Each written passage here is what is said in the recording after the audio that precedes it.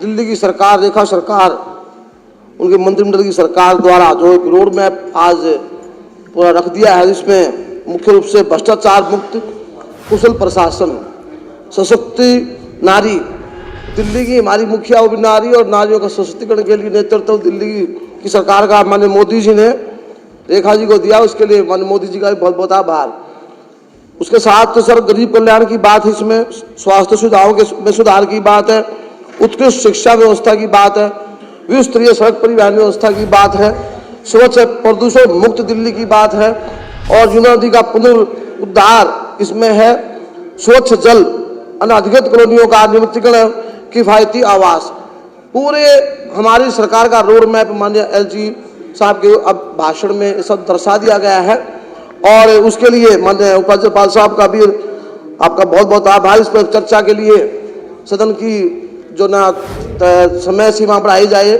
और ताकि सदन और बढ़े आगे, ताकि इस पर विस्तार से चर्चा इस पे भी हो और सीएजी पे भी हो। आज आपने सदन पटल पर सीएजी की रिपोर्ट प्रस्तुत कराई, इसमें कि आपने इसमें मुख्य रूप से ये सत्य है कि सरकार पूरे वर्ष में जितने भी हमारे विभाग दिल्ली सरकार के अधीन होते हैं,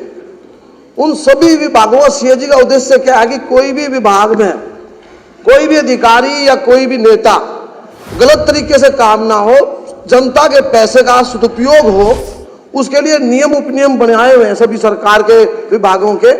और कहीं को दायी ना हो और सरकार का पैसा ठीक ढंग से उसका उपयोग हो जनहित में। मुख्य रूप से पिछले 11 साल 10 सालों में क्या हुआ है अध्यक्ष जी, पूरी दिल्ली में इन लोगों ने अव्यवस्थित रूप से, इनकी कार्यप्रणाली में दोष था, नियमों का पालन ना करते हुए भ्रष्टाचार प्रचुर मात्रा में था, दिल्ली की जनता को गंदा पानी पिला दिया। उसका उदाहरण मेरे यहाँ भी एक ये थी का लवली जी ने कि लोगों ने बड़े बड़े बातें करते थे क्योंकि हर बार विषय पढ़ा चाहिए दिल्ली की जनता को, लेकिन इस बार तो गंदा पानी पिला दिया पूरी दिल्ली को और दिल्ली की सारी सड़कें तोड़ दी। ऐसा हुआ कैसे कि इनकी सोच ठीक नहीं थी, नीयत ठीक नहीं थी और कार्य कराने के पैमाने ठीक नहीं थे और सीओ डाले गए, सीओ में घोटाला हो गया, बड़ी बड़ी कंपनियां टेक ओवर कर लिया, सफाई पूरी नहीं करवाई, उससे ढंग से काम नहीं हुआ। मैं एक उदाहरण दिया खाली एक विभाग का, दिल्ली पहली बार देख रही है कि दिल्ली शहर तो पूरे देश की राजधानी उदाहरण है, यहाँ की सड़कें कभी जिंदगी में ऐसी नहीं हुई सड़कें, हमारे जीवन में कभी मैंने सड़कें ऐसी दिल्ली की देखी नहीं। और 93 से 98 के बीच में मदनलाल खुराना साहब ने, साहिब सिंह साहब ने दिल्ली का नेतृत्व किया और क्या सुविधाएं दी और कितना काम किया उन 5 सालों में। आगे मुख्यमंत्री जी शीला जी ने भी काम को आगे बढ़ाया, लेकिन इस 10 साल के अंदर दिल्ली की हवा खराब, सड़क खराब, पानी खराब, यातायात व्यवस्था खराब और भ्रष्टाचार के जो नाम पर आए, इतना भ्रष्टाचार किया, जबरदस्त कमाल हो गया, सारी हदें पार कर दी। तो जो सीएजी की रिपोर्ट प्रस्तुत की है, इसमें जो अनियमितताओं का उल्लेख इसमें है कि शराब की टू ट्रैकिंग का उद्देश्य पूरा नहीं, इतने सारे विषय इसमें हैं जिनमें अनियमितताएं की गई हैं। इसका विस्तार से अध्ययन करके इसके ऊपर चर्चा होगी। तो इसमें विसंगतियां और इनका उद्देश्य एक ही रहा कि कैसे पैसा बटोरा जाए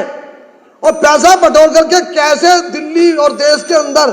देश में विस्तार हो मेरी पार्टी का और प्रधानमंत्री में बनूं, इस दिशा में इसने काम किया। दिल्ली के लोगों की दशा सुधरे, दिल्ली के लोगों को समस्याओं का हल हो, दिल्ली बेहतर शहर हो, इसके बारे में विचार नहीं किया। उसका एक ही टारगेट था कि वो मैं देश का प्रधानमंत्री कैसे बनूं और उसके और काम किया और नियमों उपनियमों सबका उल्लंघन करते हुए उसने काम किया। उसकी सजा माननीय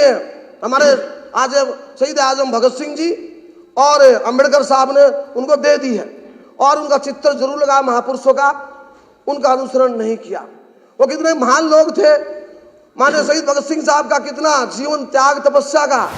और जिन्होंने अपनी जान की परवाह ना करके देश की आजादी की लड़ाई लड़ी और उनका चित्र लगा करके मानिए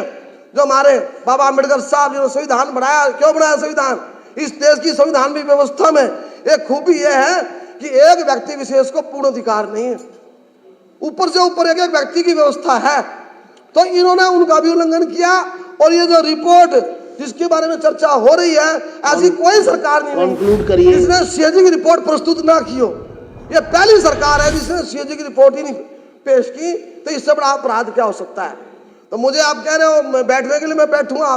आप हमारे अध्यक्ष हैं, आप हमारे अधिकारों की रक्षा भी करते हो, आपका हुक्म मुझे स्वीकार करना पड़ेगा। तो मैं ये कहूंगा, आपसे आग्रह करूंगा सदन